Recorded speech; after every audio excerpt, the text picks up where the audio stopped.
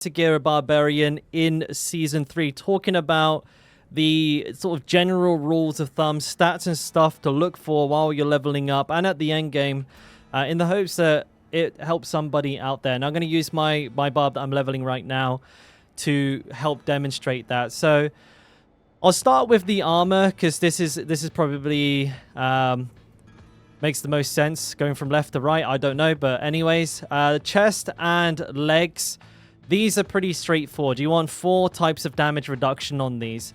So when it comes to prioritizing those, you ideally want max armor. That's always a really solid set to go for. I like max health as well because it's very versatile.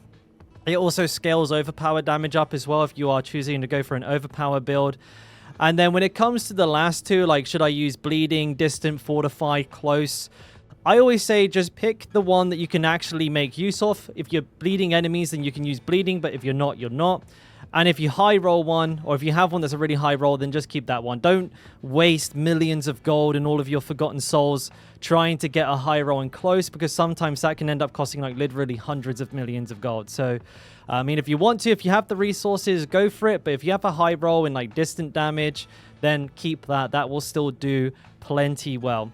As for item power, when it comes to armor, it doesn't matter too much. Now, to a degree, the amount of life that can roll on armor does scale a little bit with the item power, but for ancestral gear that caps it around about like 830, something like that. And so everything above that is just an armor gain on the piece. And what I mean is the bold writing here says 1503 armor. That will increase, but it's not by so much that you want to downgrade the rest of the gear just for the item power.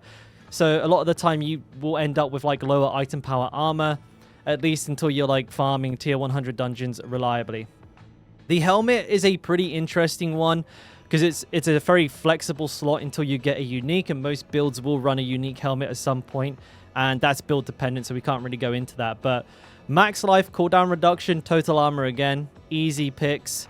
And then for the, the 4th slot, it's a flex. You can use ranks to a skill if you're using weapon master skills on the Barb. We're talking things like Death Blow. You can get that on here, which can be really, really powerful. A Resistance is extremely good while leveling. And actually, as a matter of fact, a Resistance on even these 2 pieces of gear while leveling is really good. At endgame, not recommended, though. And then the main stat is also a good option on this one as well. If you're not using like a weapon master skill, you can use main stat. And that'll give you a nice little damage boost plus some extra armor.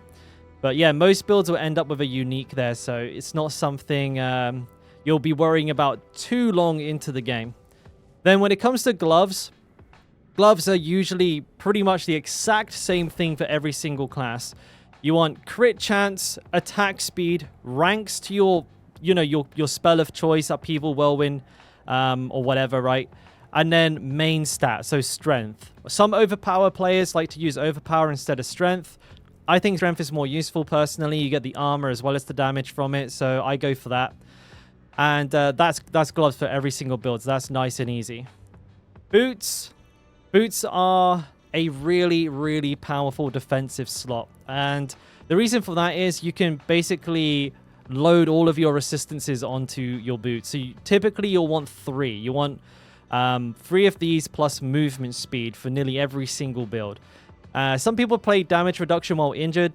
I don't like that too much. I don't recommend it because damage reduction while injured doesn't work until you're injured. I prefer to just not be injured. So this is what I would usually aim to go for. If you're speed running, you can use double movement speed, double resistance, which will usually mean your resistances are a little bit low. But if you're speed running, it means you're doing content that you can pretty much just ruffle stomp. So yeah, that's a consideration there. Now, as for the implicit on boots, I'd say for like pretty much pants, I would just ignore it. For boots, this season, the multiple dodges is pretty strong. The reason being, Juggernaut reduces the cooldown. I think I've got it here somewhere. I don't. Juggernaut reduces the cooldown, increases the cooldown of your dodge by 100%, making it a lot longer between dodges. So having 3-4 dodges just there ready to use is way, way, way more powerful this time around. And other than that, I think maybe the attacks reduce the cooldown one also would be very, very powerful. The movement speed one's nice, but it's not, it's not the best because you end up with like an 8-second cooldown on it. Now, moving on to weapons. And weapons are all pretty much the same, so we can cover all of these all at the same time. And what you would be aiming for in most instances will be strength as your number one. You want strength. It's a multiplicative damage source as well as a armor source, so super powerful. Then you're going to want damage while berserking. Berserking is a stat that scales multiplicatively with blood rage. So we get 25% of our damage while berserking damage bonus as a separate multiplicative damage source, and practically every single build has this. It's ridiculously strong, so that will be our second priority. And then the next one, now this is build dependent, but the next two are going to be a combination of things. All stat is really versatile, so you can just throw all stat on and that will cover most bases. Gives you more strength, gives you more everything. Makes unlocking the rare nodes in your Paragon board much more easy. You have close and core, which will work for anything that uses a core skill. A lot of builds this season actually don't. There's some basic skill builds. There's the brawling skill builds that don't. So with those ones, you may want to avoid core damage.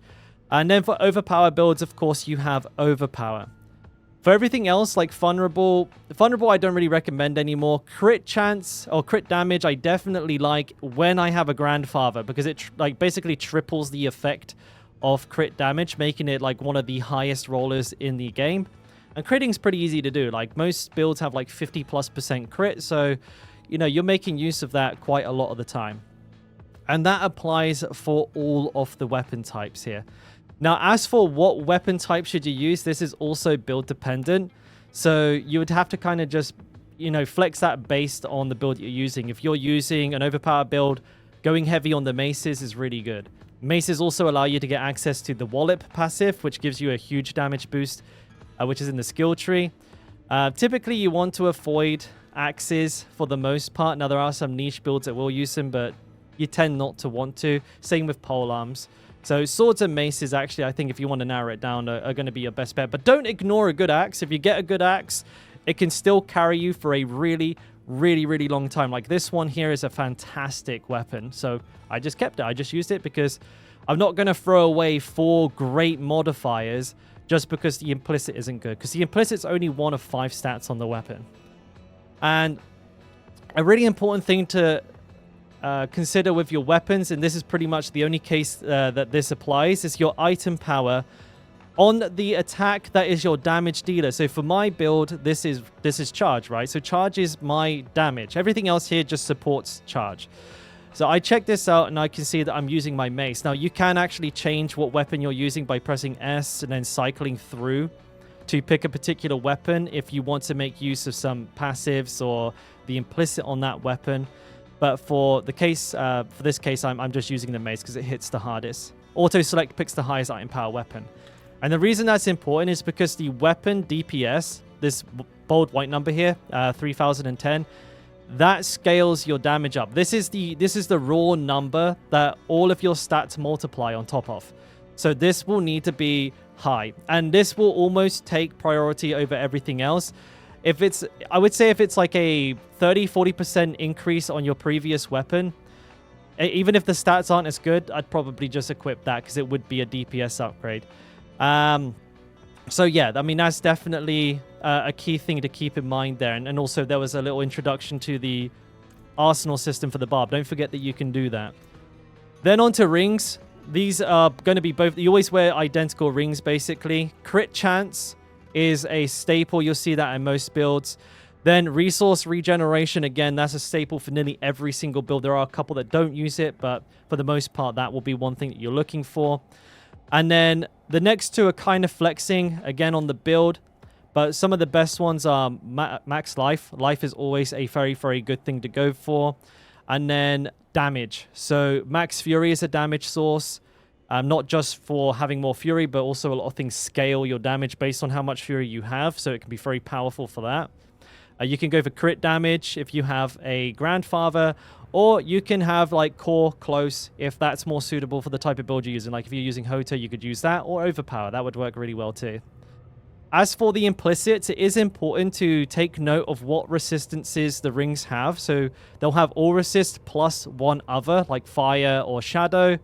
That will play a part into your overall resistance game. So that is also something you kind of want to pay attention to. You know, if you end up with like all the same resistance, you might have trouble balancing out your board there. And then finally, Amulet. And amulets are, again, a bit of a strange one. Most builds for the Barbarian use uniques, whether it's the Battle Trance, whether it's the Banished Lord's Talisman or Salix. We very rarely use just a random legendary necklace anymore. But if you're leveling, and you are, then one thing that you're going to want to almost always get on these is cooldown reduction. That is huge. I don't have it. I just couldn't get it. There it is. But that's going to be big. A damage reduction roll, armor, close, or flat damage reduction are really, really, really good. And then a passive. So I've got Wallop because I'm using a mace, which is perfect. That's excellent for me. But you may want to use counter offensive or whatever, heavy-handed, whatever your build is using. Then you'll want a passive on there. And then the fourth roll, that is a flex. You can go for an extra damage. You can go for an extra defense. I have movement speed at the moment. Fury cost reduction's not really a thing anymore. So, if you've played Barb in the past, that was always a must-have. Most builds actually want to spend more Fury now. So, yeah, we're not really concerned about that too much. And then this only rolls, all resist. So that is scaling with the item power, again, only up until, like, something like 830, 840. After that, the item power of all three of these starts to just kind of not matter anymore. But that is all the gear. I will be trying to cover a more broad sort of fundamentals of the Barb guide in the future, very near future, covering just basic mechanics and other little things that you can do to improve your gameplay. But for now, that's this video. Hope it was helpful. If it was, leave a like and consider subscribing for more Diablo content. And check out the stream sometime, link down in the description. Thanks for watching.